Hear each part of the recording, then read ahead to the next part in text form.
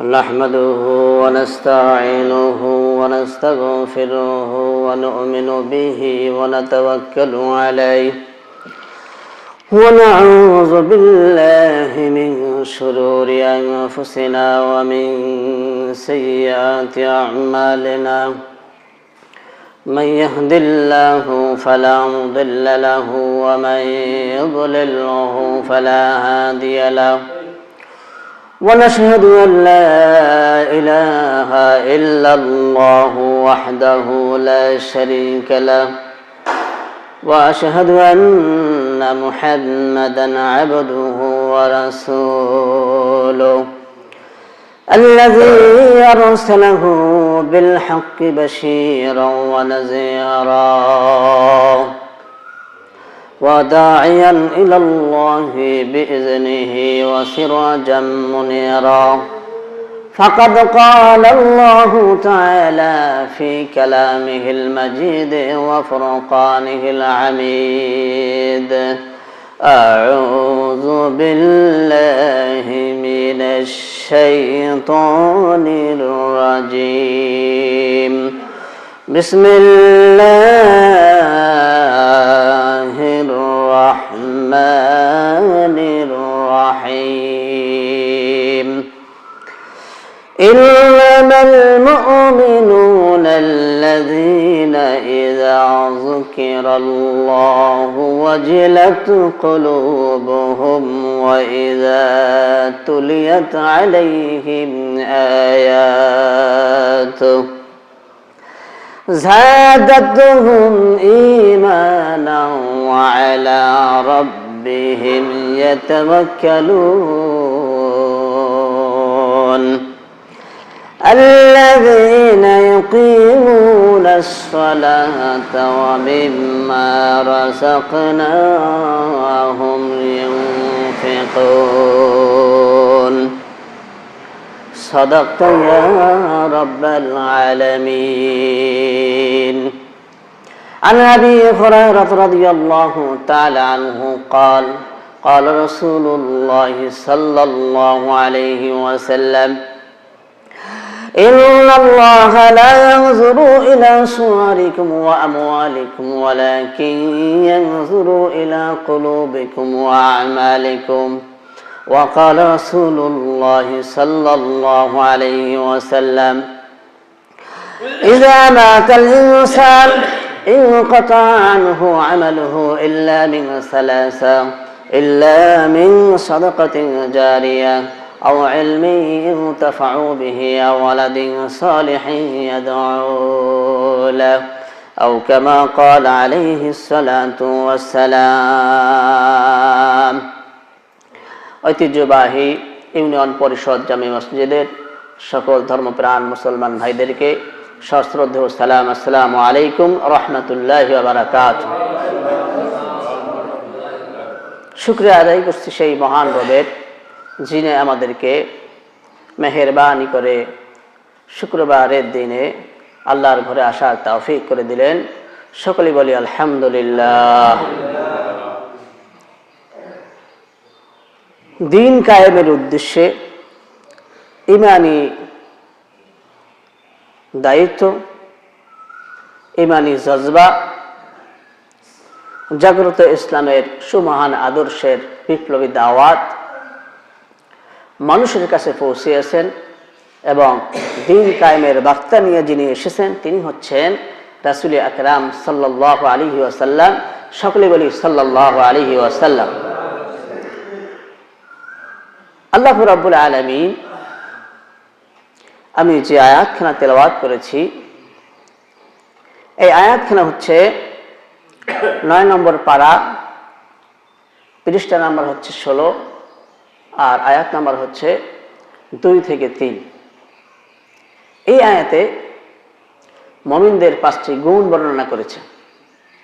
মুমিনদের কয়টি গুণ? 5টি গুণ এই আয়াতের ভিতরে আল্লাহ রাব্বুল আলামিন বর্ণনা করেছেন। মুমিন হবে কারা আর সেই মুমিনদের কাজ কি, তাদের কি করা উচিত। আল্লাহ রাব্বুল আলামিন বলেন ইন্নামাল মুমিনুনা আল্লাযীনা ইযা যুকিরাল্লাহু ওয়াজিলাত কুলুবুহুম, নিশ্চয়ই যারা মুমিন, যারা ঈমান এনেছে আল্লাহর উপরে, রাসূলের উপরে ঈমান এনেছে, আখিরাতের উপরে ঈমান এনেছে, আল্লাহর উপরে ঈমান এনেছে, কাল কিয়ামতের উপরে ঈমান এনেছে, জাহান্নাম জান্নাতের উপরে ঈমান এনেছে, মওতের উপরে ঈমান এনেছে, আল্লাহ রাব্বুল আলামিন তাদেরকে ঈমানদার বলেছেন।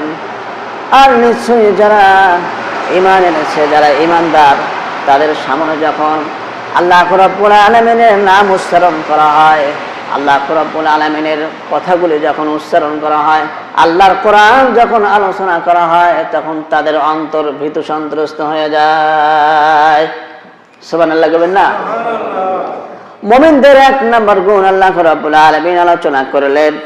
এরপরে 2 নম্বর গুণ হলো ওয়াইদা তুলিয়াত আলাইহিম আয়াতুহু সাদাতুহুম ঈমানা। মুমিনদের সামনে যখন কোরআনের আয়াতগুলি তেলাওয়াত করা হয়, মুমিনদের সামনে যখন আল্লাহর আলোচনা করা হয়, কোরআন থেকে আয়াতগুলি তেলাওয়াত করা হয়, আল্লাহ রাব্বুল আলামিন বলেন তাদের ঈমান আরো বৃদ্ধি পায়। তাদের তো ঈমান আছেই, আরো তাদের ঈমান কি করে? বৃদ্ধি পেয়ে যায়। আর যারা কাফের রয়েছে, মুশরিক রয়েছে, ইহুদি নাসারা রয়েছে, আর তাদের সামনে যখন এই কোরআনুল কারীম তেলাওয়াত করা হয়, তাদের শরীরে আগুন ধরে যায়। জোরে চিৎকার করে বলেন নাউজুবিল্লাহ। আল্লাহ রাব্বুল আলামিন ঈমানদারদের সম্পর্কে বলেছেন, আর ওয়া আলা রাব্বিহিম ইয়াতাওয়াক্কালুন। যারা মুমিন, যারা ঈমান এনেছে, তারা একমাত্র আল্লাহ রাব্বুল আলামিনের উপরে ভরসা করে, অন্য কারোর উপরে ভরসা করে না, একমাত্র আল্লাহ রাব্বুল আলামিনের উপরে ভরসা করে। ডানে তাকান না, বামে তাকান না, সামনে পিছনে তাকান না, একমাত্র আল্লাহ রাব্বুল আলামিনের দিকে তাকান। আল্লাহ রাব্বুল আলামিন এই পৃথিবীতে আমাদেরকে পাঠিয়েছেন, আমাদের রিজিকের ব্যবস্থা তিনি করবেন, আমাদের যা সমস্যা, সমস্ত সমস্যাগুলি সমাধান করবেন একমাত্র আল্লাহ রাব্বুল আলামিন। ঠিক কি না? কেউ এই সমস্যার সমাধান করতে পারবে না, সমস্ত সমস্যার সমাধান একমাত্র আল্লাহ রাব্বুল আলামিন করবেন। আর একমাত্র আল্লাহ রাব্বুল আলামিনের উপরে ঈমানদাররা ছাড়া অন্য কেউ ভরসা করে না। যারা ঈমানদার তারা আল্লাহর উপরে ভরসা করে। আল্লাহ রাব্বুল আলামিন এরপরে 4 নম্বর গুণ আলোচনা করছেন, আল্লাযীনা ইউকিমুনাস সালাতা ওয়া মিম্মা রাযাকনাহুম ইউনফিকুন। যারা সালাত সুপ্রতিষ্ঠিত করবে, আর আমি যা কিছু তাদেরকে দিয়েছি তা থেকে তারা খরচ করে। যারা ঈমানদার, যারা পরিপূর্ণ ঈমান এনেছে, তারা সালাতকে কায়েম করবে, নামাজকে কায়েম করবে, আর আল্লাহ রাব্বুল আলামিন যা তাদেরকে সম্পদ দিয়েছেন, এই সম্পদ থেকে তারা আল্লাহর জন্য আল্লাহর রাস্তায় ব্যয় করবে। এগুলো হচ্ছে মুমিনদের গুণ। এগুলো কি? মুমিনদের গুণ। এই 5টি গুণ আল্লাহ রাব্বুল আলামিন আলোচনা করেছেন। আর যারা মুমিন নয়, তারা সালাত কায়েম করবে না। আর আল্লাহ রাব্বুল আলামিন তাদেরকে যে অঢেল সম্পত্তি দিয়েছে, অঢেল সম্পদ দিয়েছে, এই সম্পদ থেকে তারা 1টি টাকাও খরচ করবে না। ঠিক কি না?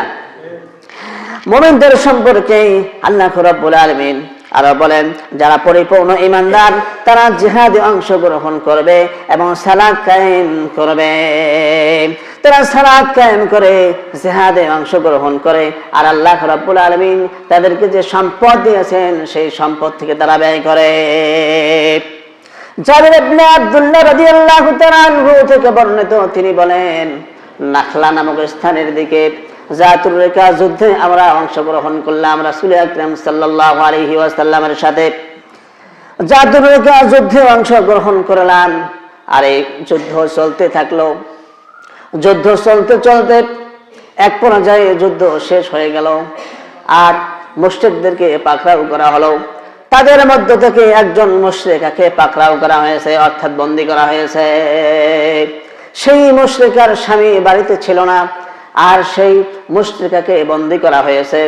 আর যারা আরো অনেক মুশরিক ছিল, তারা পলায়ন করেছে, মুসলমানরা জয়যুক্ত হয়েছে, আর যারা মুশরিক ছিল, কাফির ছিল, তারা পরাজিত হয়েছে। এই মুশরিকা মহিলাকে যখন আক্রমণ করা হলো, যখন তাকে বন্দী করা হলো, মুসলমানরা যখন বন্দী করে ফেললেন, আর বন্দী করার পরে কিছুক্ষণ পরে আল্লাহ রাসূল সাল্লাল্লাহু আলাইহি ওয়াসাল্লাম মুসলমানদেরকে একত্রিত করলেন, আর মুসলমানদেরকে একত্রিত করে বললেন, আমরা তো যুদ্ধ করলাম, যুদ্ধে আমরা জয়যুক্ত হয়েছি, তাহলে আমাদেরকে এই মুহূর্তে মদিনার দিকে রওনা হতে হবে। কোথায় রওনা হতে হবে? মদিনার দিকে রওনা হতে হবে। আল্লাহ রাসূল সাহাবাদেরকে একত্রিত করলেন, আর ওদিকে ওই মুশরিক বাড়িতে এসে দেখলেন তার স্ত্রী বাড়িতে নাই। লোকজন বলা বলি করলো, তোমার স্ত্রীকে মুসলমানগণ বন্দী করে ফেলেছে। এরপরে সে শপথ করলো যে আমি মুসলমানদের দল থেকে যাকে আমি পাবো, সামনে যাকে আমি পাবো, তার আমি রক্তপাত করব, তার রক্তপাত ঘটিয়ে দেব। এভাবে শপথ করে সে চলতে থাকলো। আর ওদিকে রাসূল আকরাম সাল্লাল্লাহু আলাইহি ওয়াসাল্লাম মুসলমানদেরকে নিয়ে তিনি মদিনার দিকে রওনা হলেন। জোরে চিৎকার করে বলেন সুবহানাল্লাহ। মুসলমানদেরকে নিয়ে মদিনার পথে যখন রওনা হলেন, গিরিপথ পার হলেন। গিরিপথ পার হয়ে একটি স্থানে যখন চলে গেলেন, সেই স্থানে যখন গেলেন, যাবার পরে সেখানে মাগরিব হয়ে গেল, রাত্র হয়ে গেল। আল্লাহ রাসূল সাল্লাল্লাহু আলাইহি ওয়াসাল্লাম মুসলমানদেরকে একত্রিত করে বললেন, আজকে এই স্থানে আমাদেরকে আজকে রাত্রে যাপন করতে হবে, এই রাতে আর আমাদেরকে ভ্রমণ করা যাবে না। আল্লাহ রাসূল মুসলমানদেরকে একত্রিত করলেন, রাত্র হয়ে গেল। মুসলমানদের সঙ্গে বসলেন এবং তাদেরকে বললেন, শোনো, আজকে রাত্রে আমাদেরকে পাহারা দেওয়া লাগবে, আর এই পাহারাদারির কাজটি কে করবে? দুইজন সাহাবী দাঁড়ায় গেলেন। একজন হচ্ছে আম্মার ইবনে ইয়াসির রাদিয়াল্লাহু তাআলা আনহু, আর একজন হচ্ছে আব্বাদ ইবনে বিশর রাদিয়াল্লাহু তাআলা আনহু। হুজুর চিৎকার করে বলেন সুবহানাল্লাহ। দুইজন সাহাবী বললেন, হুজুর, আজকে রাত্রে আমরা পাহারাদারির কাজ করব, আমরা পাহারাদারি করব, আমরা ঘুমাবো না, আল্লাহর ইবাদতের মধ্যে আমরা যুক্ত হয়ে যাব। আরেকবার জোরে চিৎকার করে বলেন সুবহানাল্লাহ। মুসলমানগণ ঘুমিয়ে পড়লেন, আর আল্লাহ রাসূল সাল্লাল্লাহু আলাইহি ওয়াসাল্লাম ওই দুইজন যুবককে বললেন, শোনো, যদি তোমরা পাহারাদার হও তাহলে গিরিপথের প্রবেশদ্বারে গিয়ে তোমরা অবস্থান নাও। গিরিপথের প্রবেশদ্বারে গিয়ে অবস্থান নাও।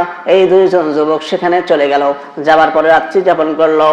একজন আর একজনের সঙ্গে পরামর্শ করলো, কে আগে পাহারাদারি করবে, আবার শেষে কে পাহারাদারি করবে। রাতের প্রথম অংশে কে পাহারাদারি করবে, আর রাতের শেষের অংশে কে পাহারাদারি করবে। দুইজনে পরামর্শ করে একজন গ্রহণ করলেন প্রথম রাতে, আর একজন গ্রহণ করলেন শেষের রাতে।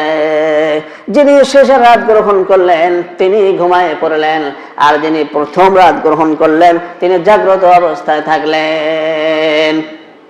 সুবহানাল্লাহ বলবেন না? এতগুলো মানুষের দায়িত্ব নিয়ে তারা পাহারাদারি করছে। ভাইরা আমার, মুসলমানদের পাহারাদারি করছে, ইমানদারদের পাহারাদারি করছে, যারা ইসলামকে জয়যুক্ত করেছেন তাদের জন্য পাহারাদারি করছে। আল্লাহ রাব্বুল আলামিন রাসূল আকরাম সাল্লাল্লাহু আলাইহি ওয়াসাল্লামকে এইভাবে জয়যুক্ত করেছেন। আর একবার জোরে চিৎকার করে বলেন সুবহানাল্লাহ। এরপরে একজন দাঁড়ায় গেলেন, আর তিনি সারা রাত চিন্তা করলেন, আমি যদি দাঁড়ায় খামাখা সময় নষ্ট করি তাহলে আমার এই ইবাদত বন্দেগী কি হবে, ইবাদত বন্দেগীর কি হবে। সে চিন্তা করলো, বসে না থাকে, খামাখা হাঁটাহাঁটি না করে, খামাখা দাঁড়ায় না থাকে, আমি যদি নামাজে দাঁড়ায় যাই তাহলে আমার জন্য সবচেয়ে ভালো হবে, ঠিক না? এরপরে ওই যুবক নামাজে দাঁড়ায় গেল। নামাজে যখন দাঁড়ায় গেল, নামাজ আদায় করছে যুবক। নামাজ আদায় করতে করতে এমন একটি সূরা সে তেলাওয়াত করেছে, আর এই সূরা সে শেষ করতে পারছে না, এমন একটি সূরা সে ধরেছে। এই সূরা তেলাওয়াত করতেছে, নামাজ আদায় করতেছে, রাত্রে অন্ধকার হয়ে গেছে। আর ওই যে মুশরিকের স্বামী বাড়িতে এসে ফিরেছে, আর সেখান থেকে সে শপথ করেছে, মুসলমানদের যে কোনো একজনকে আমি কি করব, রক্তপাত ঘটিয়ে দেব, রক্তপাত করে দেব। আর সে সেখান থেকে বের হয়ে চলে এসেছে রাসূল আকরাম সাল্লাল্লাহু আলাইহি ওয়াসাল্লামের পদাঙ্ক অনুসরণ করে করে সে হাঁটতে শুরু করলো। এক পর্যায়ে সে গিরিপথের কাছাকাছি এসেছেন। গিরিপথের কাছাকাছি যখন এসেছেন, এসে দেখে একজন লোক নামাজরত অবস্থায় আছে। সে বুঝতে পারলো এরা মুসলমান, ঠিক কিনা? সে যখন বুঝতে পারলো এরা মুসলমান, আর সে কি করলো, একটি তীর বের করে তার উপরে নিক্ষেপ করলো। জোরে চিৎকার করে বলেন আল্লাহু আকবার। প্রথম তীর যখন নিক্ষেপ করলেন, আর সে ডান হাত দিয়ে তীরটি খুলে আস্তে করে মাটিতে রেখে দিলেন। আর একবার জোরে চিৎকার করে বলেন আল্লাহু আকবার। তারপরে সে নামাজ ছাড়ছে না, ইবাদত ছাড়ছে না। এরপরে ভাইরা আমার, কিছুক্ষণ পরে আরেকটি তীর নিক্ষেপ করলো ওই দুশমন আরেকটি তীর নিক্ষেপ করলো। তীর নিক্ষেপ করার কারণেও আল্লাহর বান্দা নামাজ শেষ করে দেয়নি। তার শরীরের ভিতরে যে তীরটি ঢুকেছে, সে তীরটি সে বের করে আস্তে করে মাটিতে রেখে দিলেন। এভাবে করে 3টি তীর যখন নিক্ষেপ করা হলো, এরপরে 3টি তীর যখন নিক্ষেপ করা হলো, 3টি তীর নিক্ষেপ করার পরে ওই আল্লাহর বান্দা নামাজ শেষ করে দিলেন, রুকু করলেন, সিজদা করলেন। নামাজ শেষ করে দিয়ে তার বন্ধুকে জাগালেন। তার আরেকজন যে বন্ধু আছে, আরেকজন সহচর আছে, সেই সহচরকে তিনি জাগালেন। জোরে চিৎকার করে বলেন সুবহানাল্লাহ।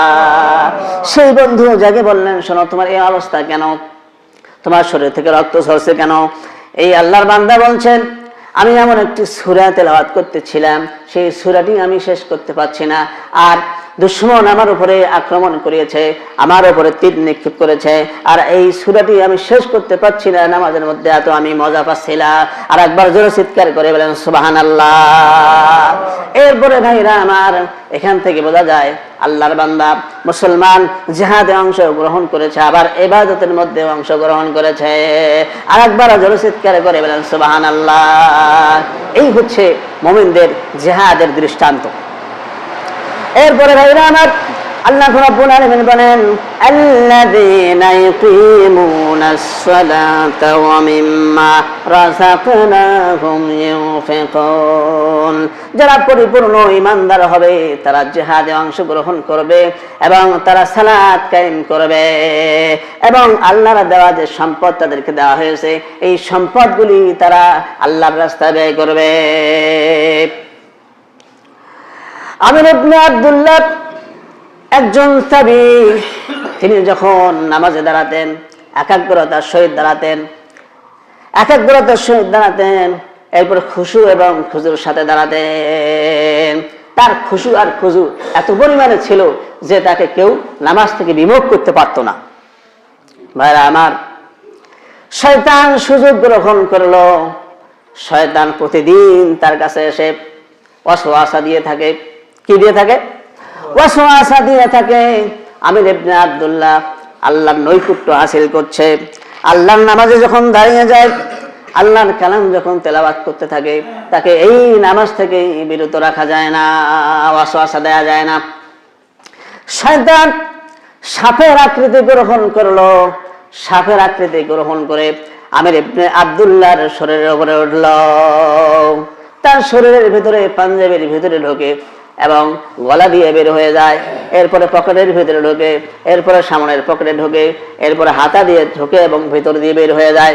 তাকে চাপি ধরে বিভিন্ন ভাবে তাকে ওয়াসওয়াসা দিতে থাকে, কিন্তু আমির ইবনে আব্দুল্লাহ সেই ওয়াসওয়াসায় বিমুখ হন না। আরেকবার জোরে চিৎকার করে বলেন সুবহানাল্লাহ।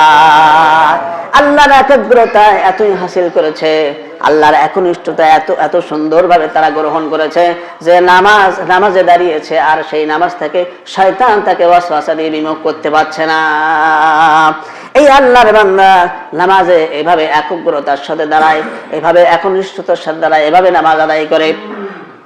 লোকজন বলাবলি করলো, হুজুর, আপনার শরীরে এভাবে যে শয়তান সাপের আকৃতি গ্রহণ করে, আর আপনি কেন একে সরাই দেন না? আপনি কেন সরাই দেন না? ওই ব্যক্তি বলছে, আমির ইবনে আব্দুল্লাহ আল্লাহর তাবী বলছে যে আমি এই সাপকে আমি ভয় পাই না, এর ওয়াসওয়াসা আমি ভয় পাই না, একমাত্র আমি আল্লাহ রাব্বুল আলামিনকে ভয় পাই। আরেকবার জোরে চিৎকার করে বলেন সুবহানাল্লাহ। আল্লাহ ছাড়া কাউকে তিনি ভয় পান না, একমাত্র আল্লাহকে সে ভয় করে। সে সাপ যে তার শরীরে উঠছে, তাকে ওয়াসওয়াসা দিচ্ছে, তাকে চাপি ধরছে, তার নামাজে বিঘ্নিত ঘটাচ্ছে, তারপরে সে কি করছে না, হাত দিয়ে এইভাবে।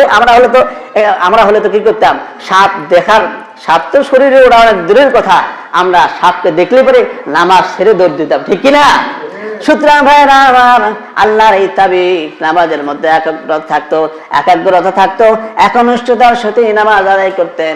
আর ভাইরা আমার, এর যখন নামাজ শেষ করলেন, জনগণ বলাবলি করতে থাকলেন, আর তিনি বললেন, আমি আল্লাহ রাব্বুল আলামিন ছাড়া অন্য কাউকে ভয় পাই না। আরেকবার জোরে চিৎকার করে বলেন সুবহানাল্লাহ। এরপরে ভাইরা আমার, জনগণ বলতে থাকলেন, হুজুর আপনি এগুলি ছাড়াও তো এই কষ্ট, যে কষ্ট আপনি পোহাচ্ছেন, এই কষ্ট ছাড়াও তো আপনি আল্লাহর নৈকট্য হাসিল করতে পারবেন, আল্লাহর জান্নাত অর্জন করতে পারবেন, আল্লাহর জাহান্নাম থেকে আপনি বাঁচতে পারবেন। আল্লাহর বান্দা বললেন, শোনো, আমি কি আল্লাহর শুকরগুজার হব না? আমি কি আল্লাহর শুকরিয়া আদায় করব না? আল্লাহর ইবাদত কি আমি করব না? আমি আল্লাহর ইবাদতের মধ্যে মশগুল হব না? সুতরাং ভাইরা আমার, আল্লাহর সেই তাবিঈ বলছেন, আল্লাহ রাব্বুল আলামিন যদি আমাকে মাফ করে দেন, আমাকে ক্ষমা করে দেন, তাহলে আমি জান্নাতি হয়ে যাব। আর আল্লাহ রাব্বুল আলামিন আমাকে যদি ক্ষমা না করেন, তাহলে আমি জাহান্নামের অধিবাসী হয়ে যাব। যারা চিৎকার করে বলেন নাউযুবিল্লাহ। তার মৃত্যুর সময় ঘনিয়ে আসলো। যখন তার মৃত্যুর সময় ঘনিয়ে আসলো, তিনি কাঁদতে থাকলেন। জনগণ তাকে বললেন, হুজুর আপনি কি মরণের ভয়ে কাঁদছেন নাকি? তাবি বলছেন, না, আমি মরণের ভয়ে কাঁদছি না, আমার রাতের ইবাদত আজকে থেকে শেষ হয়ে যাবে, আর দিনের তীব্র তাপ দেখে রোজা আমার কাছ থেকে ছুটে যাবে, এই জন্য আমি কাঁদছি। কি জন্য কাঁদছি? ইবাদত আমার কাছ থেকে আজকে থেকে কেটে নেওয়া হবে, আর আমি ইবাদত করতে পারবো না, নামাজ আদায় করতে পারবো না, দিনের বেলা রোজা আমি পালন করতে পারবো না, এই জন্য আমি কাঁদছি। এরপরে আল্লাহর তাবিব তিনি বলতে থাকলেন, হে আমার পরম করুণাময় প্রভু, দুনিয়াতে রয়েছে উদ্বেগ আর পেরেশানি, দুর্দশা আর মুসিবত, আর আখিরাতে রয়েছে হিসাব ও আযাবের কঠোর পরিস্থিতি। তবু কি করে মানুষ আরাম আয়েশে জীবন যাপন করে, আরাম আয়েশে দিন কাটায় কিভাবে মানুষ, আমি এটা বুঝে শেষ করতে পারছি না। সুতরাং ভাইরা আমার, আল্লাহর তাবিঈ যারা, আল্লাহর মুমিন বান্দা যারা, তাদের এই হচ্ছে দৃষ্টান্ত, তাদের এই হচ্ছে ইবাদতের দৃষ্টান্ত। আল্লাহ রাসূল সাল্লাল্লাহু আলাইহি ওয়াসাল্লাম বলেছেন, নিশ্চয়ই আল্লাহ রাব্বুল আলামিন তোমাদের বাহ্যিক চাল চলন এবং বৃত্ত ও বৈভবের প্রতি দৃষ্টিপাত করেন না। আল্লাহ রাব্বুল আলামিন কারো চাল চলন দেখে তার দিকে আল্লাহ দৃষ্টিপাত করেন না। আল্লাহ দৃষ্টিপাত করেন যে সে তার অন্তরে আল্লাহকে সে ডাকে কিনা, আল্লাহকে সে ডাকে কিনা, বরং তিনি দৃষ্টি দিয়ে থাকেন তোমাদের অন্তর এবং আমলের প্রতি। সে আমলদার ব্যক্তি কিনা, সে আমল করে কিনা, আল্লাহকে সে একনিষ্ঠতার সাথে মানে কিনা, ঈমান অনুযায়ী জীবনকে পরিচালনা করে কিনা, কোরআন অনুযায়ী জীবনকে পরিচালনা করে কিনা, কোরআন আইন অনুযায়ী জীবনকে পরিচালনা করে কিনা, হুজুর পাক সাল্লাল্লাহু আলাইহি ওয়াসাল্লামের তরিকা মোতাবেক জীবনকে পরিচালনা করে কিনা, এবং তার সুন্নাহ মোতাবেক জীবনকে পরিচালনা করে কিনা, এই বিষয়ে আল্লাহ রাব্বুল আলামিন তাকান, ঠিক কিনা? হোমরা সোমরা মানুষ, এরপরে ধরেন মাথায় পাগড়ি, এরপরে এই পর্যন্ত চুল রাখলাম, লম্বা পাঞ্জাবি পরলাম, এরপরে আমি কি করলাম, সমাজে চলছি, এই বিষয়গুলি আল্লাহ তাআলা দেখেন না। আল্লাহ তাআলা অন্তর দেখেন আর আমাল দেখেন। কি দেখেন? দুইটি জিনিস আল্লাহ তাআলা আমাদের দেখবেন, একটা হচ্ছে অন্তর, আর একটা হচ্ছে কি আমাল। এই দুইটি জিনিস আল্লাহ তাআলা আমাদের দেখবেন। সুতরাং ভাইয়েরা আমার, আমাদের অন্তরকে পরিষ্কার করব এবং আমাল আল্লাহ রাব্বুল আলামিনের জন্যই করব। দান খয়রাত, নামাজ, রোজা, হজ, যাকাত, যা কিছু আছে আমাদের সামনে, এগুলি সব আল্লাহ তাআলাকে রাজি আর খুশি করার জন্য করব তো ইনশাআল্লাহ। আল্লাহ রাব্বুল আলামিন আমাদেরকে দ্বীন ইসলাম মোতাবেক জীবনকে পরিচালনা করার তৌফিক দান করুক। সকলে বলি আল্লাহুম্মা আমিন।